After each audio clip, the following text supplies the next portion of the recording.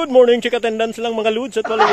Ngayon, dito tayo sa may bukid para mag-harvest ng kaunting pinya. Ayan. Nakikita nyo naman ngayon, naglalakad ako. Si Man. Nauna na siya sa akin. Banda. Harvestin natin kahit green pa, baka maunahan pa eh. So hanggang dito na lang muna, papakita ko mamaya sa inyo kung paano mag-harvest ng pinya. Ito ba'y pinipitas o hindi pinipitas? Hanggang dito na lang muna. Doon natin ikakaragaw. Yun sa kabayo.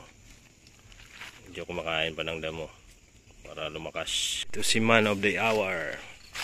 Yan yung mga magpipick up ng mga nakuha na pinya. Si Man of the Hour. Ano yung iba? Ito, chinelas ni Man. Kano bilhin ng chinelas mo?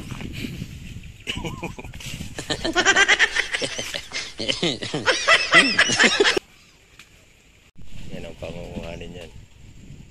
Hanggang dun. Ay, ito hindi pa pwede. Hindi pa pwede.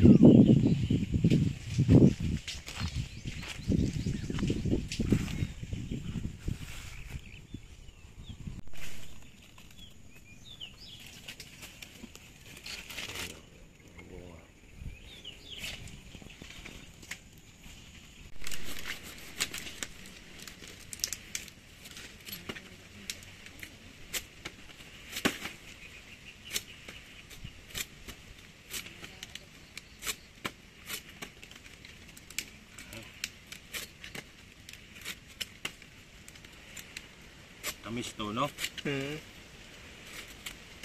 Ito lang magtalop.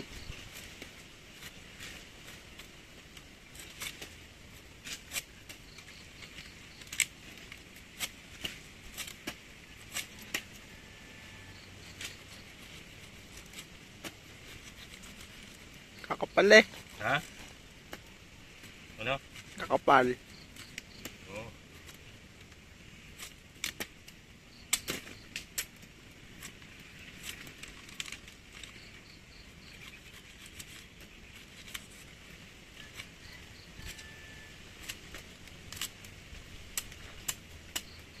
Pangit yung pantalop.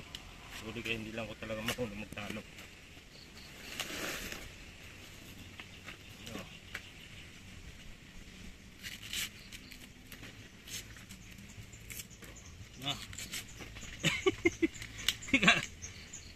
Dumi pala yung ano, itak.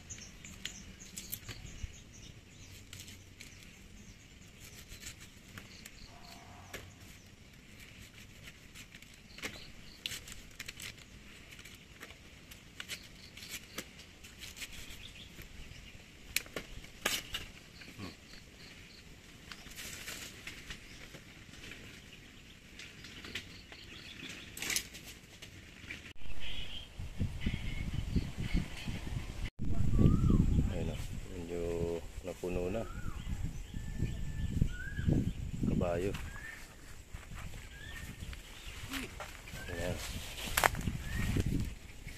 Dalawang bakid. Ayan o, dalawang bakid nga. Isang bakid na. Oo. Isang biyahe na. Pabalik pa ulit mamaya yan. Mukhang pagod na si Man. Against the light. You're the man. So, doon yun, dadalhin. Ito yung unang mga kinuha. Ayan o, medyo may silay-silay na rin naman.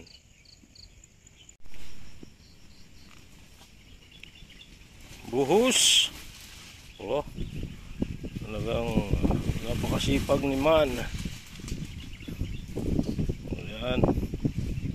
Marami pa. Naks. Salute.